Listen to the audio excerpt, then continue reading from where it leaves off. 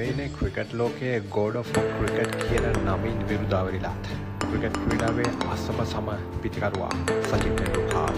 ඒ වගේම මේනේ ක්‍රිකට් ලෝකයට බිහිවෙච්ච යෝග පන්දුවේ රජු අපේ ලසිත් මාලිංග. ඉතින් මේ ඇවිල්ලා ඒ ක්‍රිකට් ක්ලාසික් යුගයේ මේ බලපන්තියේ ක්‍රීඩකයන් දෙදෙන අතර සිදුවෙච්ච කාලේ සමහර මිනිස්සු ලයිව් බලන්න වාසනාවන්ත වුණා ක්‍රිකට් තරගයක්.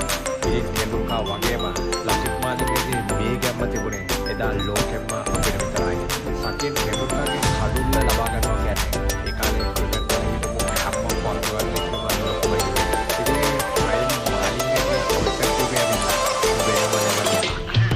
ගෝඩ් ඔෆ් ක්‍රිකට් බව ඔහුගේ පන්දු හමුවේ මේ විචිත්ත වූ තරග බලාගෙන එදා මොහු ක්‍රිකට් ලෝකෙම වාසනාවන්ත වුණා ඔබ වාසය කරනවා. ඒ කාලේ මාලි බෝල් කරන හැම පන්දුවක්ම අපි බලාගෙන හිටියේ යෝගකට කඩුල්ල සුමුණු වෙලා ඒ තරග විශ්වාසයක් මාලිංගට විතරක් නෙවෙයි අපිටත් ඔහුගේ පන්දුව ගැන තිබුණා. ඉතින් එදා අපිට වේග පන්දුවේ රජවරු දෙදෙනෙක් හිටියා.